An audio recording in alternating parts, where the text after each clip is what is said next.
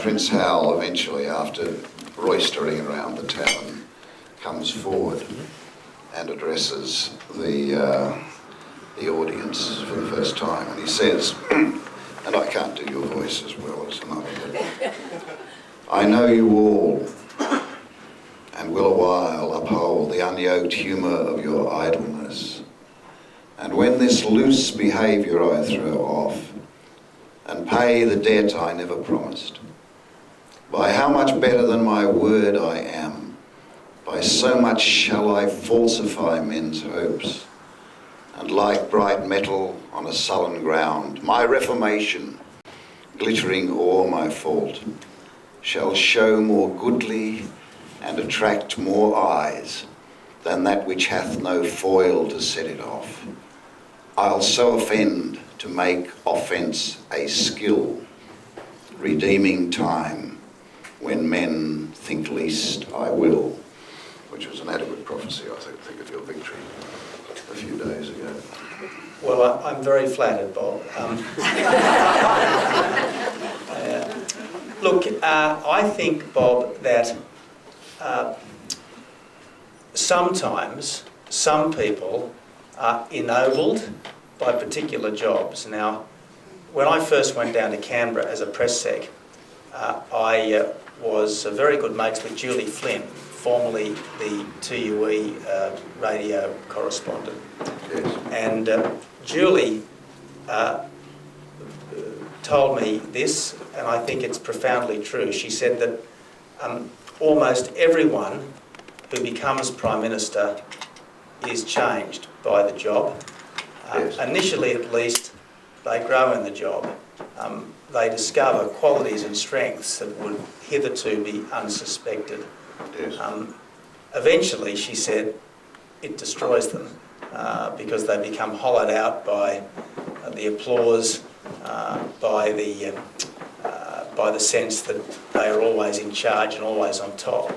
But I think that's true, and I guess the challenge is to try to be human, to try not to confuse yourself with God for as long as possible. In that regard, Bob Hawke played well his former rackety life, and I think you sort of unwittingly have been overtaken by your past from time to time. But I think in each case there is an appearance of reformation which is politically useful in this country, don't you think? There are many Australian successes come out of a suspect suspicion of failure before the success. Yeah, I think Bob Hawke's reformation was probably more total than mine, but... You jog in the early morning, you're a bushfire fighter, you're a lifesaver, you seem to grasp solitary hours in a way that many politicians don't. Is this deliberate or is it just you? It's evolved. I really enjoy exercise, not because I'm a sort of an exercise junkie, but because it's terrific stress release, and I find that if it wasn't for the exercise, I'd probably drink a lot more, or maybe pop a lot more pills. So that's why I'm an exercise fanatic.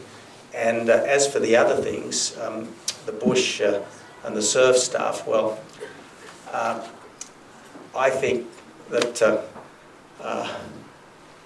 we all want to be useful, and a few thousand years ago, men were all in their own way hunter-warriors. Now, we live in a much more comfortable society, thank God, where men are not called upon to put their life on the line regularly the way our forebears were.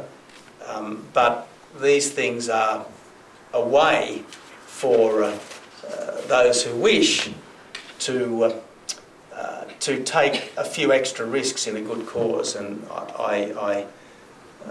you could probably psychoanalyse this, Bob, but I quite like doing that. I said to a young woman that Hugh Jackman's chest in Australia was not his own, it was a computer effect. And she said, but whose chest was it? Can I have his phone number? When as recently as last Sunday, slightly before becoming leader, you availed yourself of the dodgy opportunity to appear hairy before the world. Did you have doubts about doing that as politics? I suddenly thought to myself, as my office told me that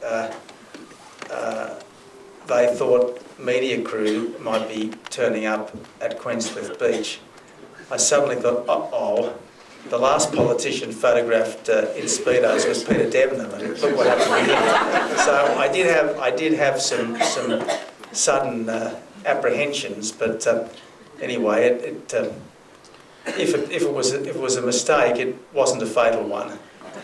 In my piece about you, I can sort of try to point out the differences between Abbott and Costello, and I'm interested in this question about Costello, who, had he been put on, would have succeeded rather than you, I think. Mm-hmm. Why did he never lift a phone to ask for a vote? Look, Bob, this is a question that I can't really answer. I always thought that Howard was... I never supported Peter against John, because I always thought that a government with Howard would be stronger than a government without Howard.